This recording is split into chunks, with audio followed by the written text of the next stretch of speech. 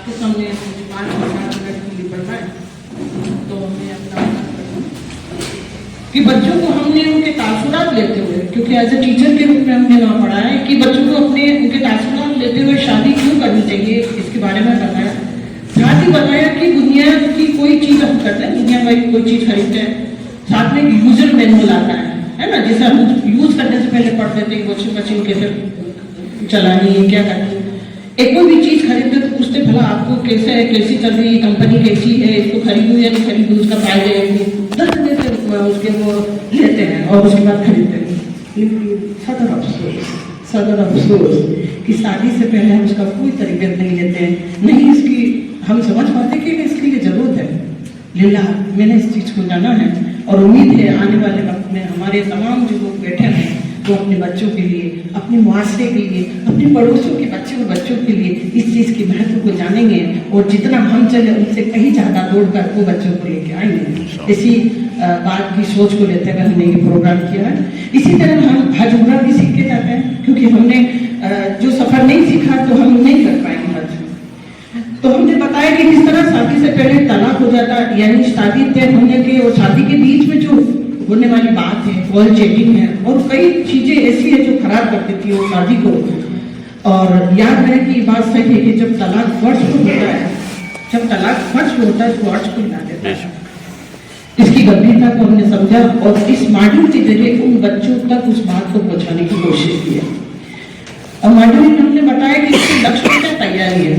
हमने इसमें तलबा को समझाया कि निकाह मनुष्य की एक शारीरिक, मानसिक, आध्यात्मिक जरूरतों को पूरा करने के लिए ही नहीं बल्कि एक सामाजिक प्रक्रिया है। ये हमारा एक सुन्नत है जिसे हमें अदा करनी है, क्योंकि कहा है कि शादी मेरी सुन्नत है, उसका हिस्सा है, इसलिए जो कोई मेरी सुन्नत छोड़ दे वो मुझसे नहीं। ये मफहूम है, वो हमने बखूबी समझाने की कोशिश की। तलबा ने इसमें जाना कि शादी आसमान पर होने वाला सबसे बड़ा समझौता है। हमने इस बात को अंदर व्यवस्था करने की कोशिश की है।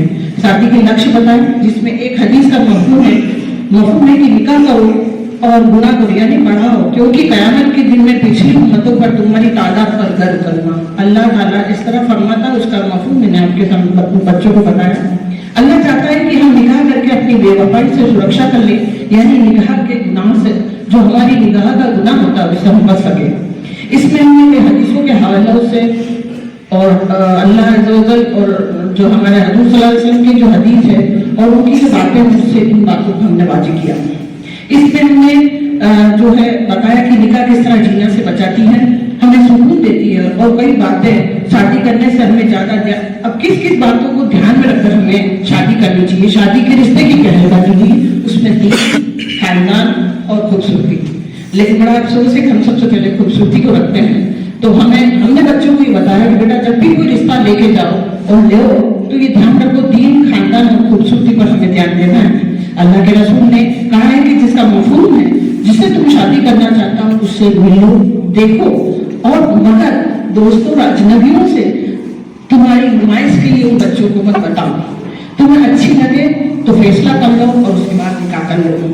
हमने बताया कि शादी की तय हो जाने के बाद हमें सोशल मीडिया से बचना है। शादी के दिन अच्छा दिखे, लेकिन शादी में होने वाली फिजूल खर्ची से और निकाह के अंदर होने वाली जो रस्में जो नाजायज है उससे भी हमें बचना है। इस पर भी अपने बच्चों की गौर फिक्र दिलाई। स्कूल और कॉलेज के जो पेड प्रसंग है उसके ऊपर भी हमने चर्चा की और बताया कि उसके बच्चों नुकसान क्या है। हमने लव मैरिज करना कैसा है, वो क्यों असफल हो जाती है, इसके कारणों पर बहुत ही लंबी बातचीत की। और शादी के बाद एक दूसरे को हम कैसे रह सकते हैं, हमारी अखरोटी जिंदगी वो कैसे चलेगी, उस पर हमने बहुत ज्यादा बच्चों से बात की। और रसूल सल्लल्लाहु अलैहि वसल्लम व आयशा के उदाहरणों से हमने उनके रहने पर बात की और सभी बातों पर खुल के चर्चा की कि किस तरह आप एक दूसरे को खुश रखते थे। मैं इन सभी बातों को जानकर क्यों ना अपनी जिंदगी को बेहतर बना सकूं। मैं जहां तक समझी हूँ ये उदयपुर में पहली बार हुआ है, परंतु अफसोस कि हमने इसकी कदर न जानी। आगे हमने बताया कि खुशी और खुशहाल परिवार क्या है। ये हमारे 3 घंटे के मॉड्यूल रहे हैं। उसमें हमने बताया कि अल्लाह किस तरह राजी होता है। खुशी देने वाली जात तो अल्लाह की।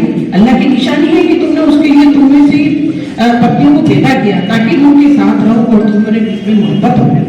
जीवन में जो तुम कोई भी फैसला लो मिलकर लो। पैसों का अधिकार शोहर को दिया है और परिवार के अधिकार को औरत को दिया है। ये बात हमने खास तौर से बच्चों को वाजे करके बताई है कि किस तरह आप अपने फैसलों में औरतें और मर्द दोनों मिलकर लो। नाम से बच्चों को बताया कि एस का मतलब क्या होता है, ईमानदार, यू का मतलब होता है फॉर यूनिटी, एस का मतलब समर्थन करने वाला, और इस तरह हमने एन का मतलब नोबेल, समर्पण, और इसी तरह बिलीव बताया। और वाइफ का मतलब भी हमने बताया कि वाइफ का मतलब, डब्ल्यू का मतलब होता है बुद्धिमान, आई का मतलब आइडेंटिफाई, पहचान करने वाली, एस का मतलब सहनशीलता, और ई का मतलब ऊर्जावान। इस बहुत लंबा हमने बच्चों को डिस्कशन किया। हमने सिखाया कि शादी के बाद किस तरह दो परिवार के बीच में रिश्ते रहने चाहिए, जिससे जाना कि शौहर और ससुराल वाले, सास बहू के रिश्ते। हमने तलबा को बताया कि किस तरह व्यक्तिगत रुचि और शौक में खुलापन होना चाहिए, रिश्ते किस तरह जो पॉजिटिव हो, उसके लिए हमें क्या करना चाहिए। हमने सेशन करवाए, हमने पूरी चर्चाएं की बच्चों को, और इसमें एक्टिविटीज करवाई। हमें ये बताना था कि हम किसी भी बात को एक दूसरे के अंदर शक और शुबा ना पैदा करें, अगर हो गया तो किस तरह हम उसे दूर करें। हमने बताया कि गुणवत्तापूर्ण समय, मस्ती, शोक, हंसी खुशी के लिए हमें समय अपने परिवार के लिए निकालना चाहिए, किस तरह परिवार में सोशल मीडिया से दूर रहना चाहिए, ताकि औरत को कभी महसूस नहीं हो कि मेरा शौहर तो मुझ पर कभी ध्यान नहीं देता है, ना शौहर को पता चले कि मेरी बीवी तो मुझ पर कभी ध्यान नहीं देती, हर समय मोबाइल चलाती रहती है। हमने तलबा को एक अच्छे और स्वस्थ परिवार के गुण बताए, किस तरह एक समझ होनी चाहिए शौहर बीवी के अंदर, किस तरह दोनों के बीच में अंतर है जो खुदा ने बनाया, कि शारीरिक औरत में, मानसिक में, अध्यात्म में, सब में औरत और आदमी अलग है, लेकिन उस अलग अलग होने के बाद हम कैसे एक हैं। हमने बताया कि आपस में कैसे खेले, मनोरंजन करें, बिना शर्त हम मोहब्बत करें, ऐसी मोहब्बत हो हमें कि हम समझ आए एक दूसरे के अंदर, जिस तरह एक समंदर एक कितनी नदियों को अपने अंदर समा लेता, ये हमने बात व्यवस्था करने की कोशिश की। हमने इसमें नबी सल्लल्लाहु अलैहि वसल्लम के उदाहरण द्वारा समझाया, इसमें बताया कि किस तरह एक आदमी औरत का जो ब्रेन होता है वो किस तरह बटा हुआ होता है। साथ ही साथ उन्होंने बताया कि किस तरह अलग होने के बाद किस तरह एक हो सकते हैं। हमने बताया कि जब तनाव हो जाए तुम्हारे परिवार में, कभी कोई झगड़ा हो जाए, कोई किसी बात की रंजिश हो जाए, तो उस आप तनाव को किस तरह दूर करेंगे, उसकी क्या तरीके निकालेंगे। हमने तनाव के क्या कारण हो सकते हैं, उसमें खूब चर्चाएं की। अल्हम्दुलिल्लाह अल्हम्दुलिल्लाह बच्चों ने अच्छे से। परिवार का बजट हमें कैसे बनाना, ये बहुत जरूरी बात है। आज वो कम पैसे हो या ज्यादा हो, उसको उस परिवार में कैसे चलाना, हमने उसके लिए उनसे बातचीत की। जिस तरह पानी के बांध को हम जरूरत के हिसाब से खोलते हैं, उसी तरह हमने बच्चों को बताया कि बेटा अपने परिवार में जो आपके शौक कमाते हैं या जो भी कमाता है उसको आप कैसे यूज करोगे, बिना सोचे समझे नहीं करना है, वित्तीय अस्थिरता का ध्यान रखना है, तुलना करना है, हमें डींगे नहीं हाँकनी, किसी के बारे में कोई कैसा है उसके बारे में लेके अपने परिवार को नहीं चलना है। ये सारी बातें हमने बताई। साथ ही साथ उनमें जो जागरूकता है, जो उनके क्वेश्चन थे, क्वेरी थी, उसको हमने दूर किया और बताया कि आज की जिंदगी में जो ये डिवाइस चल रही है बेटा, उससे आपको कैसे दूर रहना है, समय का सही सदुपयोग कैसे करना वो बताया। जन्म के बारे में बताया, किस तरह आप जब एक माँ बनेगी तो माँ बनने का सफर, तो बच्चे पैदा होने का सफर वो किस तरह रहेगा, वो हमने सारी बात करी। जो सेक्सुअल एजुकेशन है उसके बारे में उनको बताया, लड़कियों की जो प्रॉब्लम थी उसके बारे में बताया। इस तरह में बहुत ही कुछ हमारा ये जो मौजूद था उस वक्त, लेकिन बस मैं अपने दिल के दर्द को आपके सामने बयां करना चाहूंगी कि उसके अंदर जो तुलबा थे वो इतने लाचार कम थे कि हम चूंकि जॉब में होते हुए भी, स्टडी में होते हुए भी हमने प्रोग्राम लिया और हम चाहते फिर सभी हम बच्चों के किसी तरह काम आए, लेकिन 10 या 15 20 के थे। लेकिन हमारे जो रहनुमा है अब्बासी साहब के रहनुमा, इतना घबराना नहीं, आज 10 हुए तो कल 10,000 भी होंगे, इसी उम्मीद के साथ कि जो मेरे मोहब्बत भाई और बहन सामने बैठे, फिर सभी जब हम कभी प्रोग्राम करें तो मुझे ये कहना पड़ेगा गुर्जा मैडम आपने 10 की बात कही, अब 10,000 आए आप संभालो।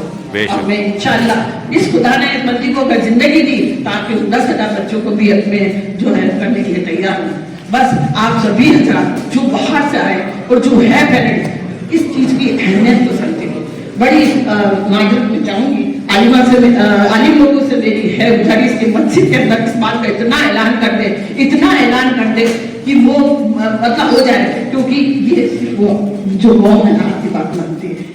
मैं इस चीज की मैं दिल से इससे गुजारिश करती हूँ तमाम आलिम दीन से और तमाम तंजीमों के रहनुमाओं से कि आप भी इस प्रोग्राम जब कभी हो तो महल्ले महल्ले में ऐसी जागृति फैले कि कोने कोने में ये आवाज बुलंद हो जाए कि चलो कोई कारवा ऐसा है जो हमारी नस्ल को सुधार देगा, चलो कोई कारवा है जो अपनी नस्ल को सुधार देगा और मेरे उम्मती मुसलमान को शादी के बाद और पहले कैसा रहना वो सिखा देगा। फिर